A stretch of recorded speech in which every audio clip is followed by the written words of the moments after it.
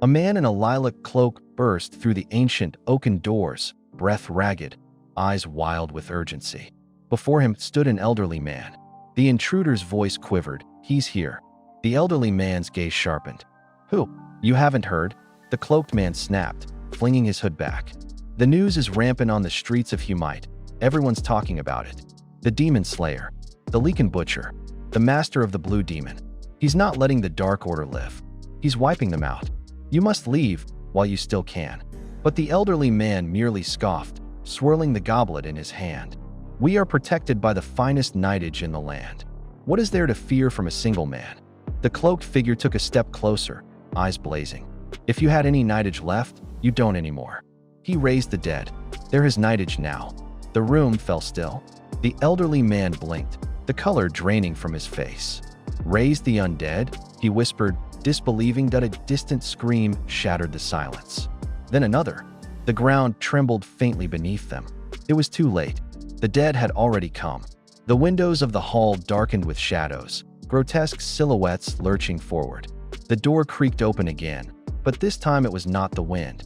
With a soft hiss, they poured in, rotting figures with broken limbs, hollow eyes, and gnashing teeth. They didn't wait for an order. Bones cracked, flesh tore. Screams of men echoed against stone as the risen knights launched themselves upon their once comrades, chomping and cracking them apart.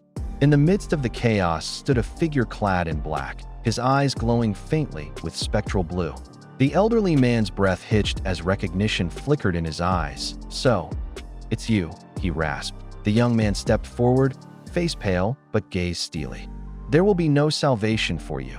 The elder snarled with venom, but the boy raised a glowing hand. "The holy runs through my veins, and it is by that divine I gave you salvation for burning in hell for eternity." Power surged, light erupted from his palm, and the elderly man shrieked as divine fire consumed him, until all that remained was ash and silence. Far away, long before this night of reckoning, a conversation had taken place in hushed tones. "Have you heard about the seventh banished prince?" one voice had asked. "The scumbag," another replied. "Always dragging the royal name through the mud. Can't believe he was born into a holy bloodline. Disgrace. Remember the archbishop incident? How could I forget? He harassed the archbishop's niece, and when they punished him, instead of apologizing, he vandalized the archbishop's quarters, painted slurs on the walls, called him Gaia's little dog. Yeah, that's when the king snapped, banished him to the spirit lands, said a stint as a gravedigger would cool his mind. But you know what they say, old dogs never learn new tricks. Yet something strange had happened. After being exiled, the Prince Alan Offrith had tried to hang himself, unable to handle the shame after being rejected by a young maiden. But fate had other plans. He survived, and when he woke, everything was different. His demeanor had changed entirely. He worked quietly in the monastery, diligently performing his gravedigger duties. No more arrogant tantrums, no scandals, just work. People began to whisper. Too strange, too sudden. They swore they saw corpses moving in the dead of night, dragging shovels or whispering prayers. A demon's curse, they muttered. A punishment from the gods. Rumors spread like wildfire, but no one knew the truth. That the person now in Prince Alan's body wasn't Alan at all. He was a young man from South Korea, an attractive, ordinary guy who had been reborn into this new world the day Alan tried to hang himself. The moment he woke, something else had woken within him.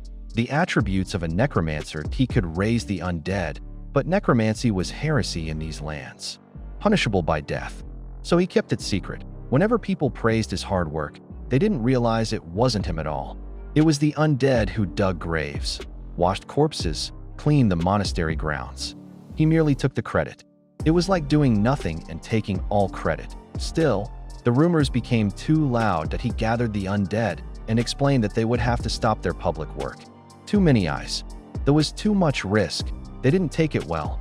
Teeth bared, jaws unhinged, bones clattered as they growled their protest. But he stood firm. My past life was chaotic, he told them gently. I was never at peace. This time, I just want a quiet life. No more running. No more fire.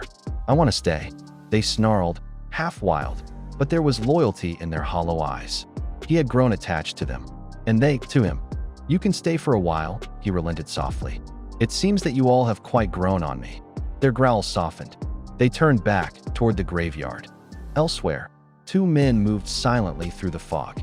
Their faces were hidden behind masks. They dragged a pair of corpses onto a cartwheel toward the graveyard. Did you hear the noises last night? One of them asked, shivering. Near the church. The other man spat. Stop yapping. Just finish the job. We need to ask the prince to save this cursed village. The moonlight flickered above, catching shadows that shouldn't move. When the two masked men finally reached the monastery, their boots soaked with rain and dirt, they found Prince Alan hunched over a pair of fresh graves. His shovel glinted under the pale morning light, the dirt around him damp and cold. They approached him cautiously, setting down the linen-wrapped corpses they had brought. Alan glanced at the bundles and raised an eyebrow. Only two? He asked, leaning on the shovel. They nodded solemnly. All the others have fled, Your Highness. After the plague hit, the village was emptied. These were the last ones left behind. Alan's gaze lingered on the corpses for a moment, then shifted back to the men. Their hesitation was palpable. Then, as if mustering courage, they stepped forward. We came to ask, could you accompany us back to the village? Alan blinked. To the village? He repeated, voice laced with sarcastic disbelief. And what sort of help were you hoping to get from the blasphemous prince? They ignored the bite in his tone and bowed their heads. Please, we've seen you with corpses. You seem familiar with them. If you come with us, we'll feel safe. Alan exhaled sharply, annoyed at their persistence. You're really pushing this, he muttered. Then, straightening with a resigned sigh, he picked up the shovel and was ready to go. The two men exchanged glances and nodded quickly, grateful. As they journeyed through the overgrown path leading to the abandoned village, Alan noticed something strange. The men were walking unnaturally close to him, pressing against his sides, their shoulders brushing his sleeves. Back off, he snapped. I said don't crowd me. They didn't react, only murmuring. We heard one should stay close to the talisman. Alan gave them a sideways glare. Do I look like a talisman to you? They had no answer. When they entered the village, Alan noticed the state of decay. Rainwater had collected in uneven puddles across the dirt road. Wooden walls sagged, windows were shattered, and a deathly silence filled the air. The place was heavy with a foul stench of rot and abandonment. It was clear the place hadn't been cleaned or cared for in weeks. As they moved deeper into the village, Alan's head suddenly twitched to the side. His ears caught a soft, sinister sound, like something swishing in the air, quick and low. Did you hear that? He asked the others, voice suddenly sharp. But the men looked at him in confusion. Hear what? There's something here, Alan muttered. Something murderous. The tension tightened in his chest. He motioned for them to stay while he moved forward alone, his hand gripping the shovel tightly. The others hesitated, then tried to stop him. You shouldn't go alone. But he didn't listen. His instincts were louder than their warnings that he followed the sound to a crumbled section of a stone wall. A narrow hole yawned near its base, from which the swishing sound emerged, faster now, closer. Alan bent slightly, his breath hitching. Suddenly, a small shadow darted out that he exhaled. A rat, he muttered in relief. But his relief didn't last long. From the hole, more began to emerge, hundreds of them, twitching, snarling, their skin mottled and rotting. Their eyes glowed faintly green, and their teeth were slick with decay. Zombie rats, Alan's eyes widened. You've got to be kidding me. They lunged out. He swung his shovel, knocking away the first wave, but they were relentless. They clambered up his legs, gnawing through fabric and flesh. He stumbled back, swinging wildly. Then his foot slipped, and he crashed to the ground, the shovel flying from his grip. As he hit the mud, his arm slapped into a stagnant puddle nearby. Unnoticed by Alan, the puddle shimmered faintly, glowing for an instant as something unseen stirred in his body. A system prompt he couldn't read flashed silently across his mind. Skill activated. Mire of Death. The water turned crystal clear. The rats screeched. The moment their rotting bodies touched the blessed puddle, their flesh began to sizzle. Smoke hissed up as dozens were purified in an instant, their forms dissolving into harmless ash. The two men rushed toward him, their mouths agape. Did you purify them? One asked, stunned. Alan blinked at the now still puddle, then back at them. I have no idea, he admitted honestly. He thought deeply for a moment. Could it be the body he now inhabited, once belonging to Prince Alan Offerth, held divine power because of his holy lineage? A descendant of the Holy Emperor's bloodline? Was that why holy energy flowed through him? Yet the power had activated through his necromancer skill. He had summoned it, not as a priest, but as a wielder of death. The thought clicked in his mind. A holy necromancer, he murmured, a grin stretching across his face. That's what I am.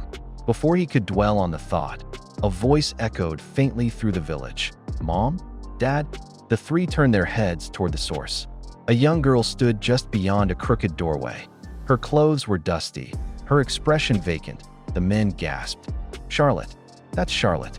She lived next door to us. Joy flashed across their faces, but it was quickly replaced by dread. Something about her movements wasn't right. In her hand, she gripped a kitchen knife, her arms twitching unnaturally. She's infected, one man whispered in horror. She's turned into a zombie. But Alan narrowed his eyes. No, not completely. If she were fully transformed, she'd be clawing with her hands, not using a weapon. There's still some humanity left. As she charged at him, knife raised, Alan blocked her with his shovel. He pressed her back gently but firmly, pouring holy energy through the weapon. Her skin sizzled where it met the divine aura, but he kept pushing, willing the holy force into her, because this was the only way through which he could save her. She screamed, thrashed, then collapsed. Alan stood over her, panting. Her chest still rose and fell slowly. She was alive, and for now, still human. Not long after, the villagers who had fled returned, their faces drawn with fear and desperation. Word had spread about the rats, the purification, and the girl. They gathered around him. We heard what you did, one said. You cleansed the plague. You saved Charlotte. Can you save us too?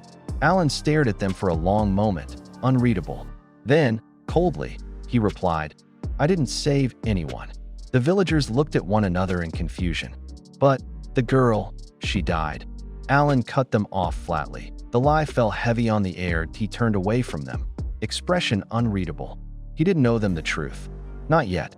Not until he figured out exactly what he was becoming and what kind of salvation he could truly offer. They couldn't decipher what Alan meant when he said Charlotte had died. Confusion rippled through the crowd as they stared at him, some with open mouths, others with furrowed brows. He stood with his arms crossed and a dull stare, then sighed and clarified. Even though my grandfather's blood runs through my veins, I don't have an ounce of their power in me.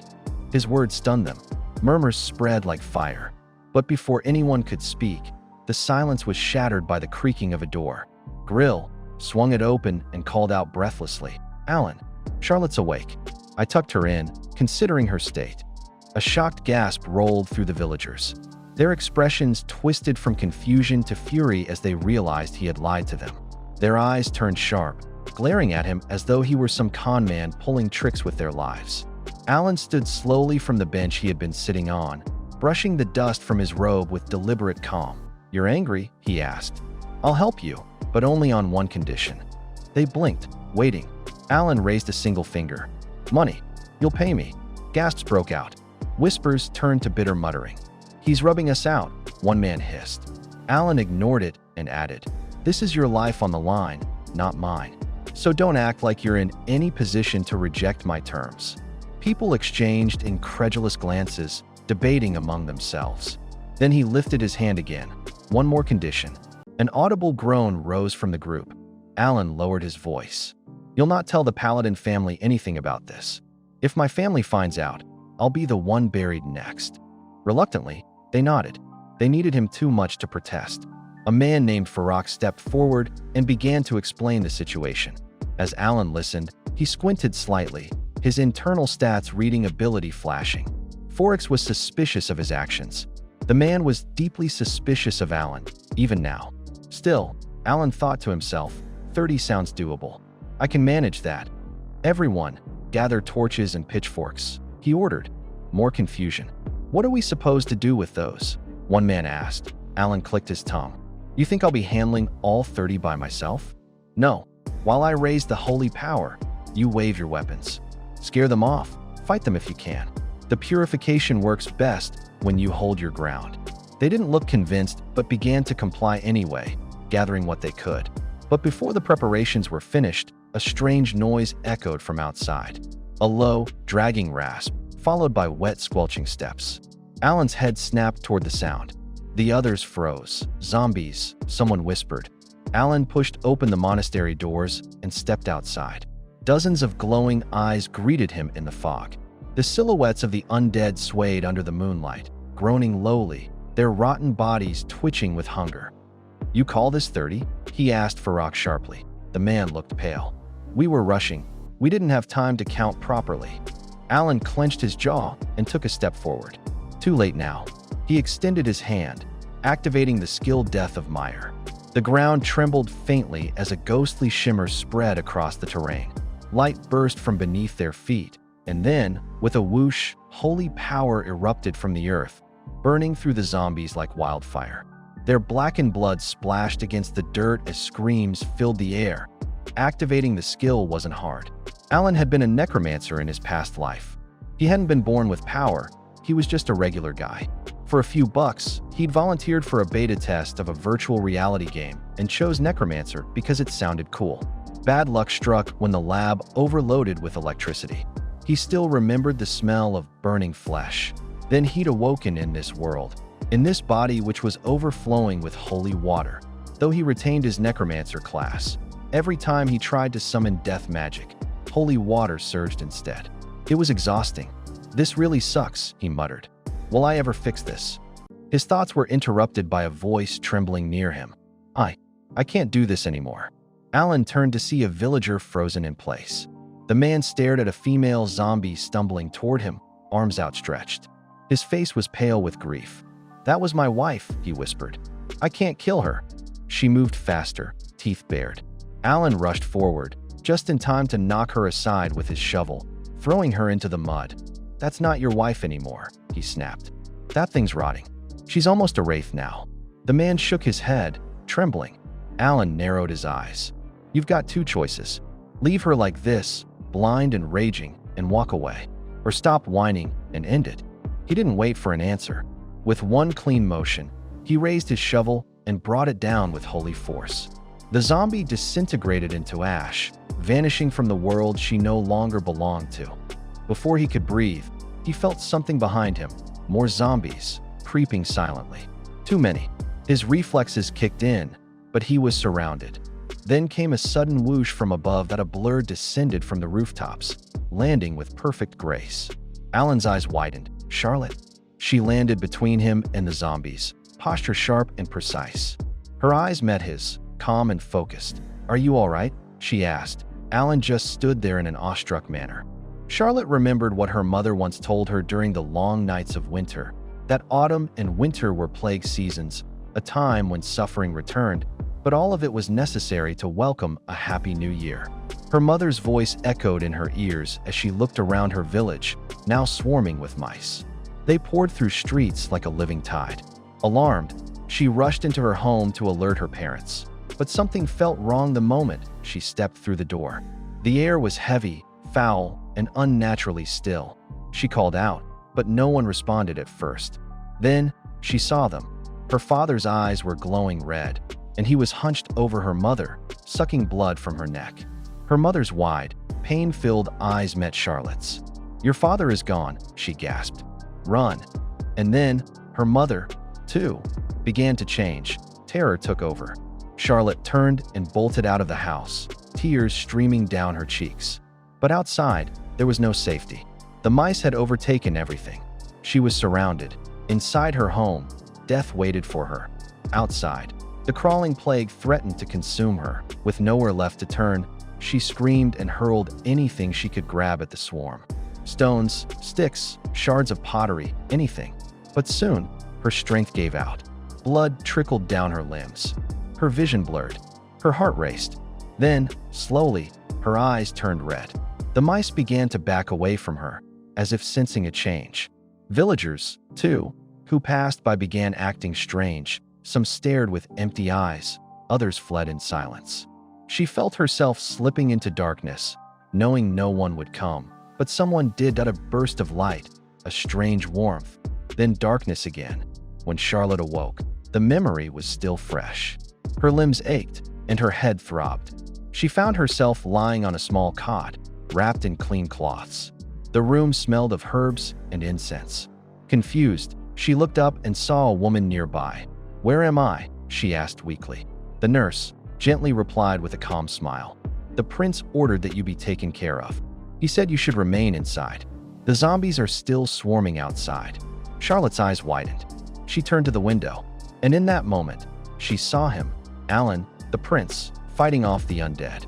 But what caught her attention wasn't his skill, it was the way a zombie was sneaking up behind him, ready to strike. Without hesitation, Charlotte burst from the bed.